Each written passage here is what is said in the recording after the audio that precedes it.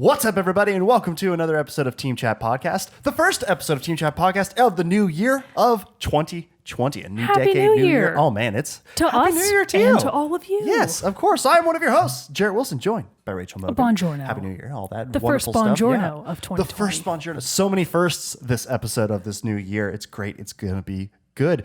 Because here on Team Chat Podcast, we talk about video games, the ones we love, the ones we hate, everything in between. New episodes come out Tuesdays, 9 a.m. Central Time, and you can listen to those on podcast services around the World Wide Web, such as Google Podcasts, Apple Podcasts, Spotify, and others. You can also watch a video version of each episode on YouTube. Links for all that are in the description below. But you can also head over to teamchatpodcast.com/where to listen for a complete list of all the places the show is available. Find us on social media, Facebook, Twitter, and Instagram. You can join our Discord server. Again, the links are in the description below. And finally, if you're really loving what we're creating here each and every week, you can head over to patreon.com/teamchatpodcast, where for as little as $1 a month, you can support the show, and in return, we'll give you cool perks. Like our brand new cool perk, which is for our $5 tier. But it's Team Chit Chat. We announced this back in November. It was our new Patreon exclusive show that we've put out. So the first episode is out now. So $5 patrons, you should have access to that already. If you're not, go sign up so you can watch this fun stuff. But so yeah, we got Team Chit Chat. You got a channel, a private channel on our Discord server, along with getting the audio and video versions of the episodes early before the general Tuesday release. So a lot of cool stuff over there on the Patreon. Check it out. But if you can't do that, that's no big deal. We totally understand. We would just love it if you could maybe give us some support in terms of a review, telling your friends, listening to every episode, all that good stuff, which we know you're already doing. So thank you all for your support. But before we jump into the main topic of the day, we do have to have our moment with Mogan, which now it's a new year. It's a fresh new games, a whole bunch of new games starting to come out. So, it's fun to jump back to this segment. So most everything that's coming out this month of note is going to be coming out a little bit more towards the end. So you're probably going to hear these repeated on the next couple of episodes too. But the first big release of the year on January 17th is going to be Dragon Ball Z Kakarot. Ooh. So you know the art style that went along with Dragon Ball Fighters? Yes. It kind of looks like that, but it's basically a campaign mode where you play as Goku on like his quest from the anime.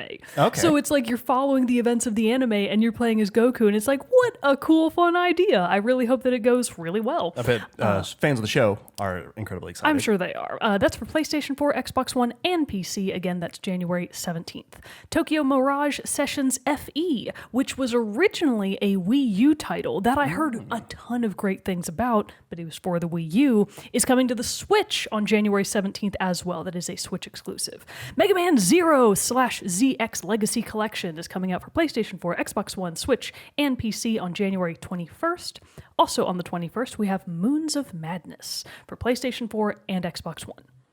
And that's it. Boom. There we go. Quick and easy list. So our main topic of the day is it is the first episode of 2020. We wanted to start off the year, as is our usual tradition, with listing our most anticipated games that are coming out this year. A hallowed tradition among all of video game Of enthusiasts. course. Everybody and their Everybody mother. knows. It's obligatory. Yeah, You gotta. start off the year with letting everybody know what you're looking forward to.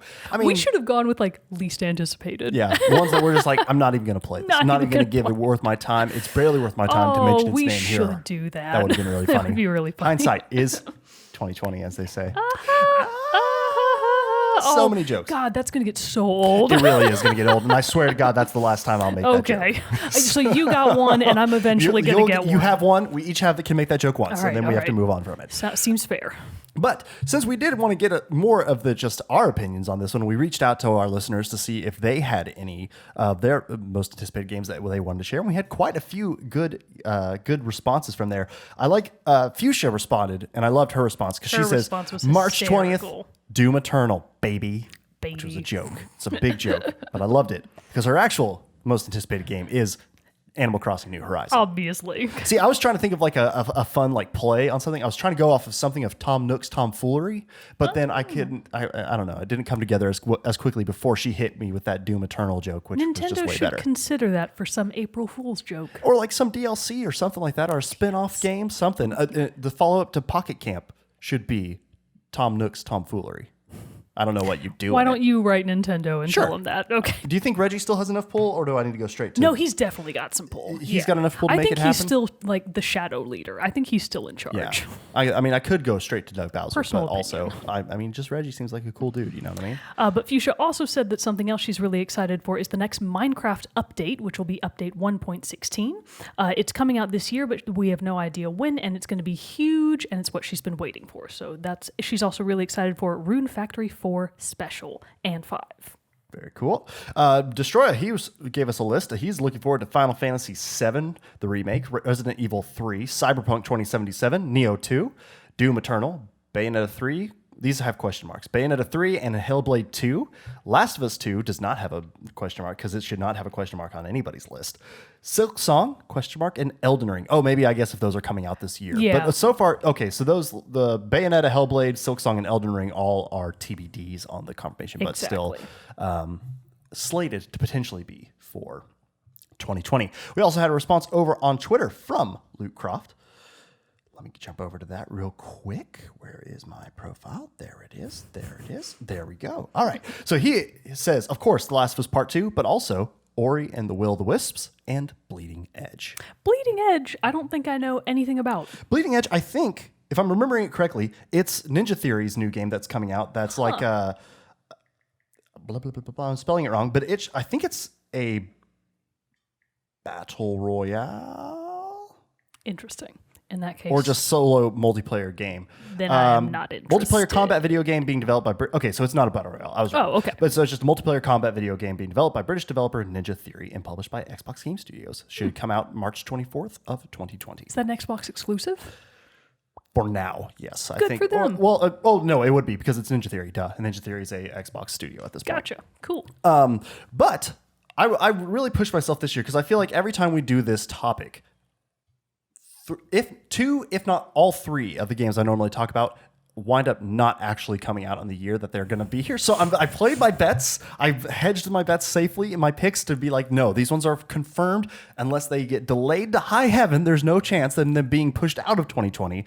So I'm pretty confident with my list. How you feeling about yours? I mean, this year's shaping up to be a pretty good one. It is shaping up to be a good year. At least two of the titles that are actually my most anticipated are much like Destroyers. They're those question marks. We don't know if they're going to come out in 2020, and I personally have very low hope that they will. So we're going to talk about those in the predictions and like honorable mentions section.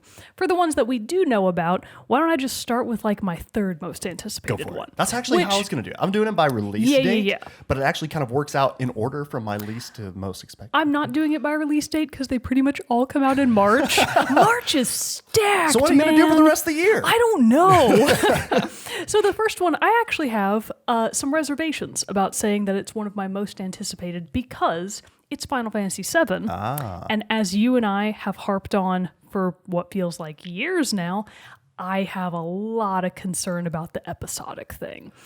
I don't know about it. So here though is why I think this might be a little different because obviously for those who aren't familiar, we're talking about like having just come off of playing Life is Strange 2, how we were kind of playing it through the normal episodic way kind of turned us off to that style of release.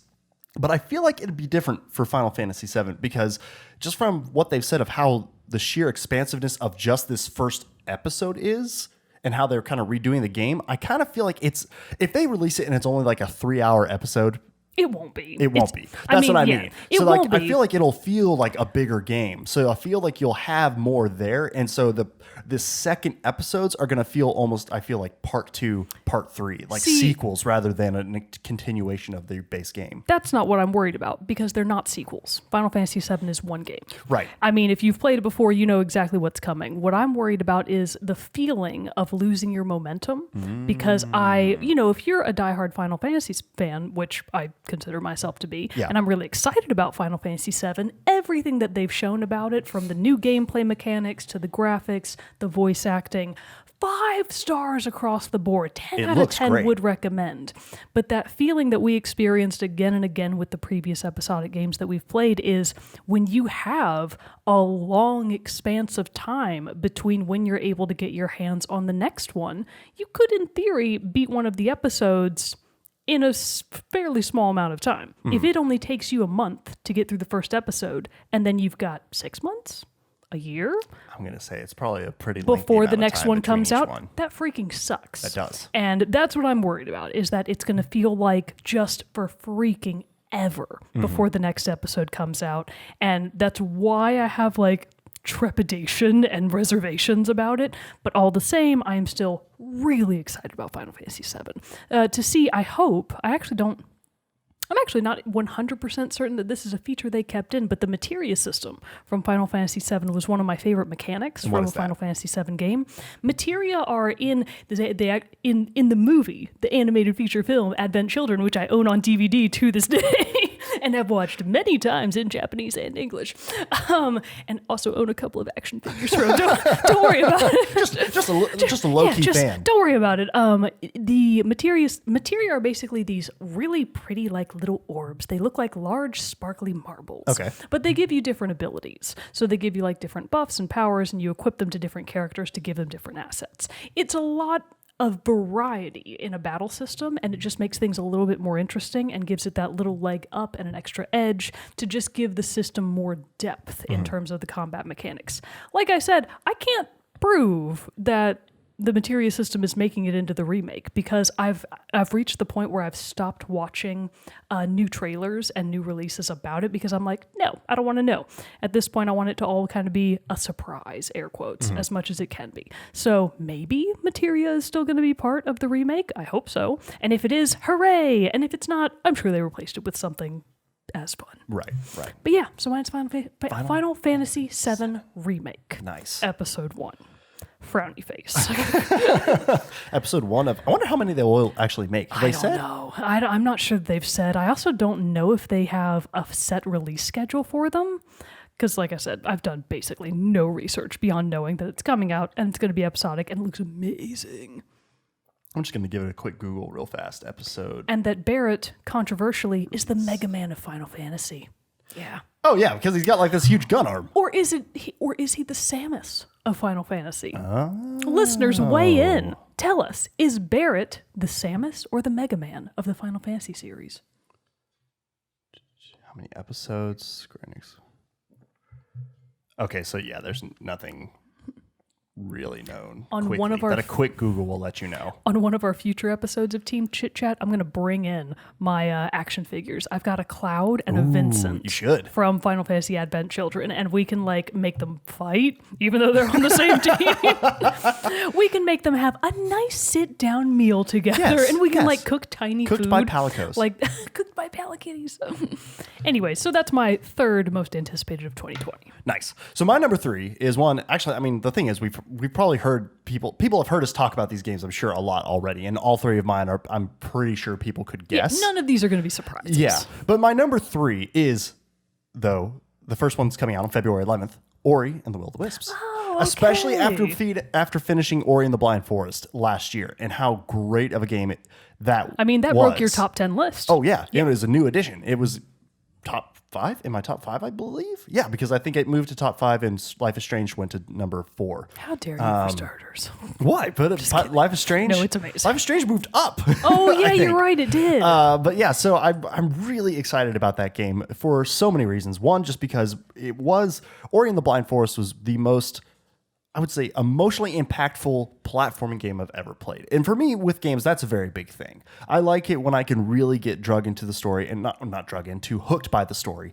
And especially with platformers, those have a tendency to not do that as well, because you get more into the mechanics of the gameplay and doing all the different things, and you just kind of, and like, you're supposed to get from A to B, find some things along the way, and then that's kind of it. But for some reason, for whatever reason it is, and it's probably more on me than anything else, the stories of most platforming games don't stick with me as well. If for only example, you would play Hollow Knight. I actually am, because Are you? Did you finally go back? Because I finished Blasphemous over the holiday break. Congratulations, by the way. Thank you. It was a true hell of a feat. hard game, which I'll talk about it more at a later date. But still, with that story, see, that was one that I was playing, and between massive frustration at the bosses and how many times I died, I kind of just forget what's happening. I just know I'm in this world that's, I can't even really give a good explanation right now. I just You're know just it's in this a nightmare and you can't wake up. exactly like a Middle Ages, religion-induced nightmare. and there I sit, trying to escape and do my penitence. But yeah. Do you mean penance? Penance, thank you. I'm the penitent one. True. Is your characters, that's what I was getting. But yes, my penance. But no, so I've been playing through that one and everything. I finished the game and I was like, cool, I did it. Now what? I can't really tell you what that was about. And so that's what, with Ori and the Blind Forest, though, that one is, I could tell you the story beats. I can tell you the side characters, what their names are very easily, like Naru and all this. And so, and Sin is Sin is the little... Is the owl Koru or... Yes, Koru. Koru. Yeah, Koru. In my head, I always think Kovu, and then I'm like, I don't think that's right. Kovu there's is an R in it. From Lion King 2. Is he what? He was the lion cub that Simba's lion cub. What was her name? Kiara. Kovu and Kiara. They got together. The Romeo and Juliet love story of Lion King 2. Wow. So there you go. That is some serious trivia. Oh, dang. We dig deep. We dig deep here. But anyway, so Koru, fleeing Koru and everything, because that's one of my favorite soundtracks. So basically, it's with all the world that one set up, the beautiful art direction, the beautiful story that it was, tied with the incredible gameplay and smooth mechanics. Because that was a game too that, as each new ability and everything would be introduced into it, it felt a very natural integration, and not one where I'm like, okay, so wait, what are all my moves again, and how can I do them? It seemed like it was taught to you, and you're like, cool, I know where to use this in situation X, Y, Z. And so I really love that. And then, of course, tie it all together with Gareth Coker's incredible soundtrack. Ori and the Blind Forest is incredible. So I expect all those things and a little bit more. I'm being selfish. I expect a little more of amazingness from the team again when developing Ori and Will the Wisp. So that's why it's my number 3. By the way. Moon Studio. And so that's why I'm pretty excited about Ori and the Will the Wisp. Everything that I've seen from Will the Wisp so far would seem to imply that the speed at which you're supposed to flow with the movement, it looks fast, which I do not play Ori and the Blind Forest fast. I'm playing it very slowly. I was going to say how's your playthrough going? So it's going okay. I have made it to the third section, the mountain section. Yeah. It's not going well. It's hard. It's hard. So I will say that I love it, and I love the environments, and I really like the style of play and the platforming, but I don't know, maybe it's just me. The movement actually feels like it feels like you're moving through mud. Like if you're just kind of walking normally, I'm like, why am I so slow? Why am I going so slow? Like if you can build up momentum by using some of your extra moves, yeah, you can get a really good pace going. But I often feel like I'm just moving slow, and I'm like, is it just in my head? Is it my imagination? So in some ways, I feel like the mechanics feel kind of sluggish, but I don't think that it's like mechanical error. I think it's built that way. But overall, I am really enjoying it. It's a great game. It's a great game. I die a lot. I do too. You can see how many times you die. I don't think I've checked, but it's many. I think it's just on the pause screen where or like your ability tree, I think, where your skill tree, I think, is where it shows how many times. I think I was well over 500, probably like 600 times. I also might just have been spoiled by other recent platformers I've played, because like Hollow Knight and Celeste feel very fast. Yes. Like you feel light and fast all the time. So it might just be because I'm coming over from that and it's like, oh, I feel kind of slow all of a sudden. Just heavy. I feel like heavier. And I'm like, Ori's not big. Why am slow? Yeah. No, I can get that. Maybe it's just I don't really feel like I ever felt that about the game. In fact, I just really loved how gracefully you float through the air, like when you do your double jumps, double jumps, and everything. I like elegant's a great way to describe it. The gliding, the wall jumps, the climbing, all of that does feel very elegant, very graceful for sure. Yeah, but no. So yeah, I finished Blasphemous, and so I was starting a new game up on the Switch, and I jumped back into my save of Hollow Knight. So I'm in Green Path still, but I'm actually currently fighting Hornet right now for the first time. Gasp! I'm doing pretty good. I think I'm almost there to beating her. Excellent. I'm getting close. I believe in you. But I did also discover, I found her and then went a different way. And what's the bubbly jellyfish fog something? Fog Canyon. Fog Canyon. Yeah, I Fog found that Canyon area is too. Cool. So, yeah. A lot of people hate it because it's full of jellyfish. I Which personally sting you love and it. everything I'm taking. I think it's great. I just went in and was like, cool.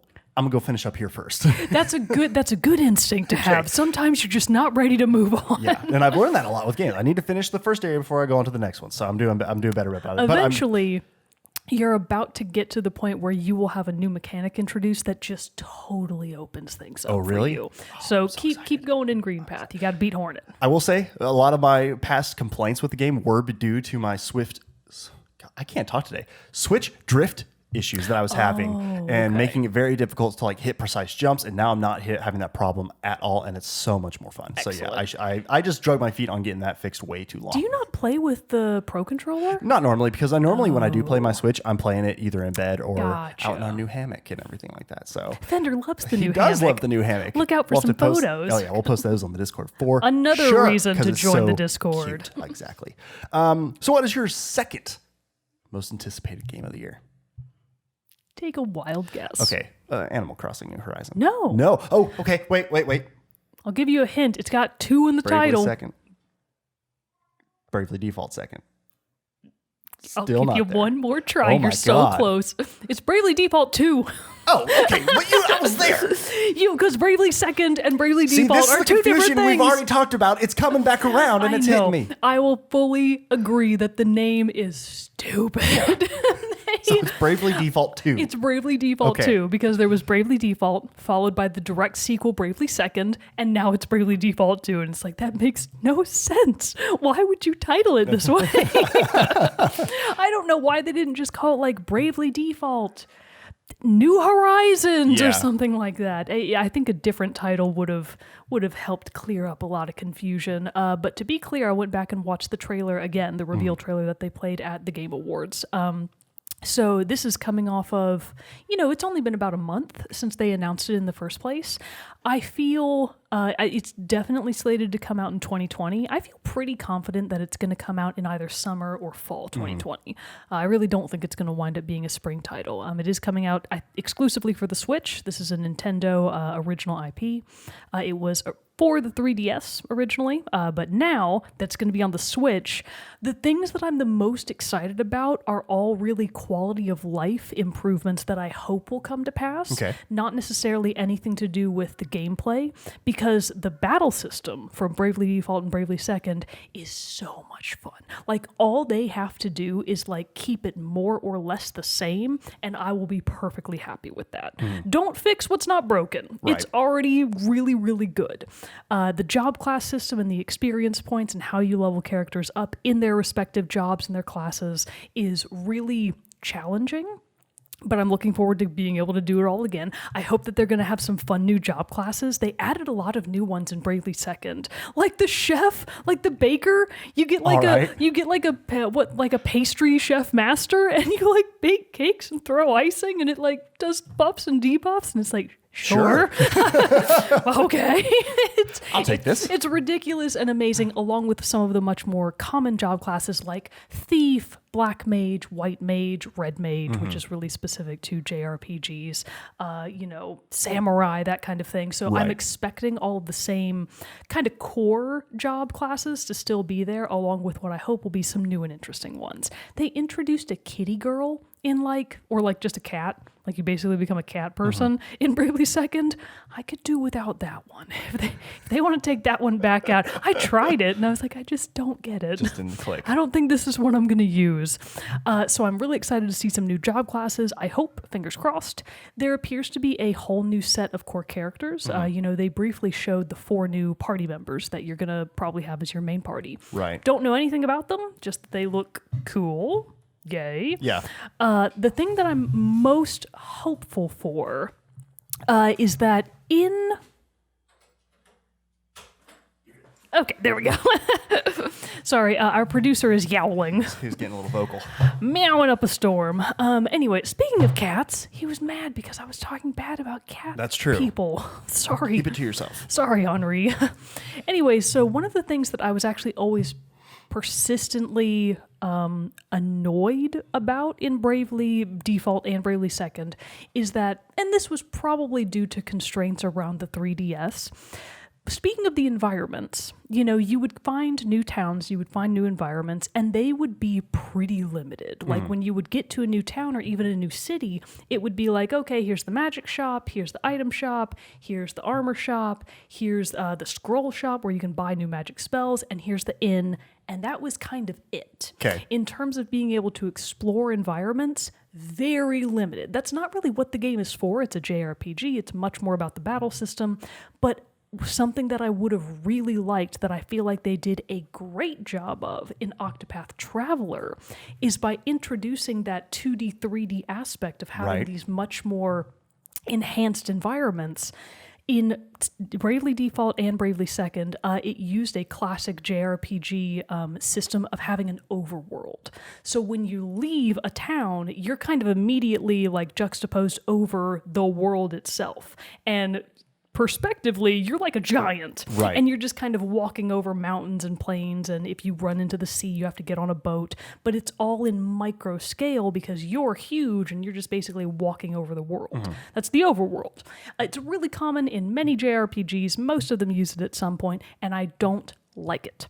I would much more like to be able to use the Octopath Traveler approach of you leave a town and you're still like a normal sized character and you're walking through different environments to get to the next town. Right. A fast travel option would be much appreciated. You've got that in Octopath Traveler, and since this is the same team that did the Bravely series and Octopath Traveler, I'm hoping they will use a lot of what they learned in Octopath and apply that and integrate that into the Bravely series, primarily just in terms of graphics and environment, because I think there's a lot to be gained that can only make the game better. So fingers crossed. Still really excited about it. My next two, the one, and I'm honestly like pretty, like I've talked about these a lot, so I don't have a whole lot more to go off of either. Can I guess of these, it? really. Sure, go for my number two. Doom Eternal. No, actually. Damn it! I was so sure. So that was my toss up between Ori and Doom. But like Doom, I'm very excited about. Ori, though, I'm like super excited about. So I'm very excited about Doom Eternal as well. I feel very betrayed. I was expecting Doom. How dare you? I'm sorry to let you down. But no, my second is Cyberpunk 2077. Oh, of course. So I am super excited about having a deep RPG to sink my teeth into. And I think that that's what Now, I know it's not quite as deep of an RPG, say, as like Divinity Original Sin or anything like that, but still, like a big, open world, huge RPG experience I'm really looking forward to. And I think that Cyberpunk is going to give that in droves. Yeah. And I'm super looking forward to all of its stuff. The setting is going to be badass. It's going to feel a whole lot like, honestly, like Deus Ex in a way, which I'm a huge fan of that series.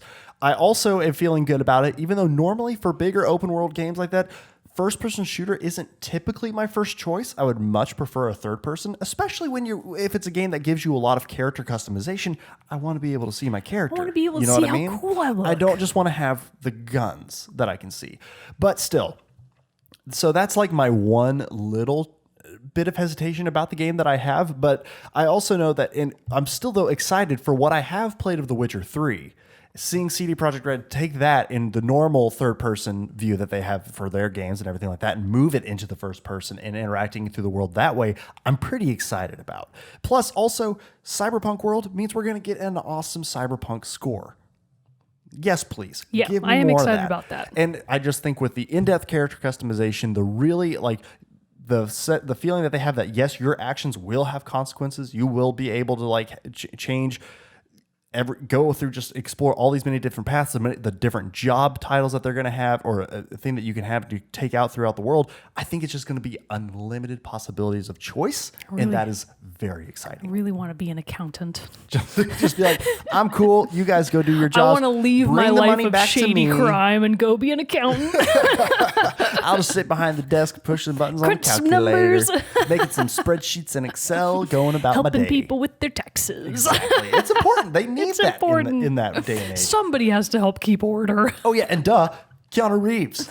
Of course. Johnny Silverhand. It's gonna be insane. What a name. I know, right? I actually saw they're releasing a action figure for him. I can't remember who's making it, but still, it might be McFarlane Toys.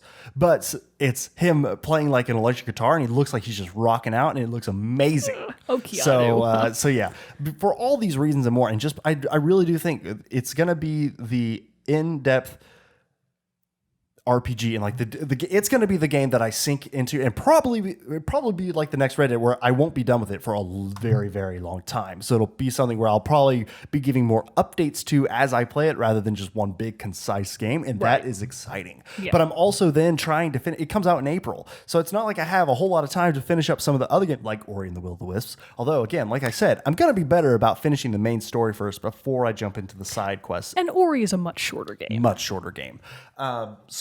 But I'm also like, I'm about to finish up Jedi Fallen Order. So I'd really like to be able to knock out the story of Assassin's Creed Odyssey finally before Cyberpunk comes out. Because there's still not anything other than like Ori, anything until really like March, April, where stuff starts coming out that I'm really like gung-ho to play. So I'm still trying to use these next couple months to knock out some things from my backlog. So I'm hoping I might be able to get through Assassin's Creed Odyssey by that point. But then I also have to fit in my Last of Us replay before Last of Us Part 2 comes out. So you are I'm already setting myself up for failure. You really are. That's too many things. You got to shave something off of there. But still, so that's why it's like Cyberpunk is just, I can't wait to get lost in it. And I think that's why it's going to be my number 2 game for 2020, because I'm going to spend countless hours in that game. Speaking of countless hours, my number 1 should come as absolutely no surprise. Okay. I don't want to guess, because I feel like you said that about your number 2 and I was wrong. No, it's Animal Crossing New Horizons. I guessed that one for her number 2, so it still counts. So it's my number 1 most anticipated game of 2020, because I know for a fact I'm going to love it. Like, it's so hard to mess up the Animal Crossing formula. The only way that you could really mess it up is, for example, with Pocket Camp, microtransactions. Because Pocket Camp is a fun game, but when you add in these really pervasive microtransactions, it becomes much less enjoyable. But that's also mobile. It's mobile, and it's very feature limited. So I'm really excited to have a feature complete new Animal Crossing on the Switch. The big things that I'm excited about for this new installment of Animal Crossing is simply that New Leaf, the most recent title from the 3DS, came out years ago, and the advancements that they've made in terms of sheer graphics by now are huge. So to be able to have Animal Crossing on home console, for starters, to be able to play it on my TV with the Switch docked, and then to be able to take it on the go with me and my Switch all the time, I'm just excited about it in every sense of the word. And that's really all I have to say about it.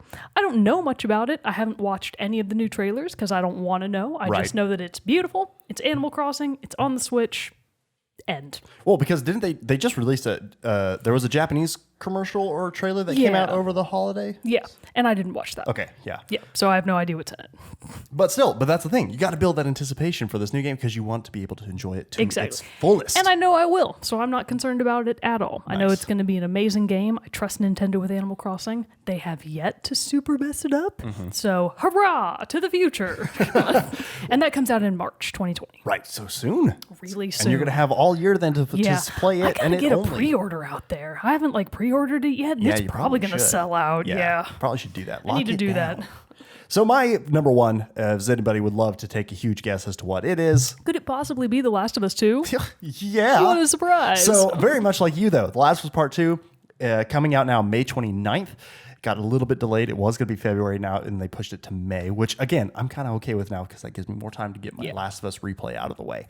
But I've said before in the other episodes where I've talked about it from the different things, I am over the moon excited for this game. It's one of those things, when the first game ended, I was like, I'm happy with this story how it is, and I don't think it needs a second. They announced the sequel, and I was immediately on board. I'm like, of course, if you're going to give it to me, I'm going to play it. So let's make it a great one. Fair enough. And it's not like it came out the next year. It's been a lot of time. 2013 is when Last of Us came out, June 2013. It was one of the last games of the PS3's life cycle. Yes, and now here's Last of Us Part 2 filling out the last few months of the PS4. But still, I'm in the exact same boat though as you are with Animal Crossing. I don't want any more information on it. I've seen the trailers. I've seen the gameplay. Cool. I don't want anything else. I don't want to know.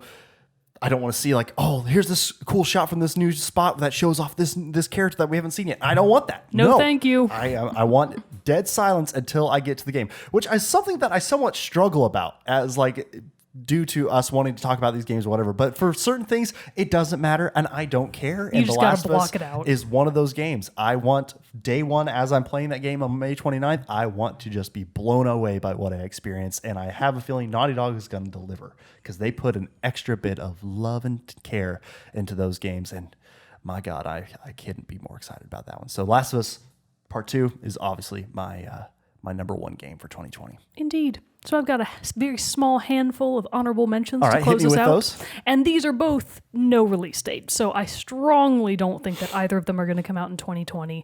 Maybe, if I'm exceptionally lucky, Silk Song will come out in late 2020 is the most I can possibly expect. I could see that happening, though. So maybe. So there has been, they've kind of started picking up steam, Team Cherry, of doing a little bit more in terms of releasing more information on it. What's his face? Christopher Larkin just released a couple of soundtracks onto his YouTube channel. Yep. So it's kind of picking up some general steam, which might be a good sign. It might mean that a release is on the way, but they haven't said anything about a release date, so I'm not going to hold my breath. Right. If it comes out in 2020, amazing. If it doesn't, that's fine. I can wait. The other one, very much in the same boat. Don't think in the slightest that it's going to come out in 2020. Breath of the Wild 2. Oh, yeah. That one. No, it's not. When do you think that, realistically? March 2021, I think it's going to be an anniversary title. Because I think they're going to line it up with when Breath of the Wild was released. Nice. That's my official prediction. That's a good prediction. Anniversary release in 2021. Boom. There you have Boom. it. My honorable mentions are obviously Doom Eternal. And then Watch Dogs Legion. But it was supposed to be earlier this year, but it got delayed, and they haven't said when it's going to be. So that could get pushed pretty far. One that's still on the list, but it's been I want to say I talked about it for the last 2 years of being most anticipated. I'm still waiting for it. Biomutant. Oh, yeah. Someday. I want to play it so bad. I want to be a little critter it'll who can come morph out. himself due to whatever nuclear fallout. Let me be that little critter. I just want to be the closest thing to a Palico that I can possibly get to. And it looks like this game will deliver that in spades. Eventually. It's eventually, whenever it comes out. So I think those are my three honorable mentions that I'm really excited for. Obviously, Halo, and it looks really it'll be really cool when we get that for the. Actually, isn't Halo Infinite? It's definitely coming out because it'll be a launch title. Yeah. You would expect it would be the launch title. I for think the new that's going to Xbox. be holiday 2020, yeah, it'll be right? November or something like that. So a long time to go on that. My prediction though for this year is I do think, due to some rumblings and job postings and things like that that have been put out there, I would say it's not far out. Or my prediction is that Horizon Zero Dawn 2 will be announced this year. Oh, okay. Announced, not released. Yeah, not released. Announced. Okay, very interesting. Either at E3 or whatever Sony decides to do for their good big prediction. State of play or something like that. right. But I think that's a very high possibility because it's been a couple years now since that game came out, so it's time to get a little bit of news. My one thing that I hope people do different. Let's hold off from let's tighten up your announcements from when games release. Yeah. I feel like Last of Us Part 2 was announced 3 years ago. Yeah. Let's put those on a more reasonable schedule. Can we have what was the game that was just announced? Oh, and it's now coming out in March, and they just talked about it. I had it earlier before we recorded. It was on the tip of my tongue 2 seconds ago. I don't know. It is or is not coming out in March? It is coming out soon, and it was just released, announced a couple months ago or a month ago, and I was like, cool, let's do that. Or even how Bravely Default 2, they announced it, a month or so ago at the Game Awards, and then could be within the year. That's a good announce window. Yeah.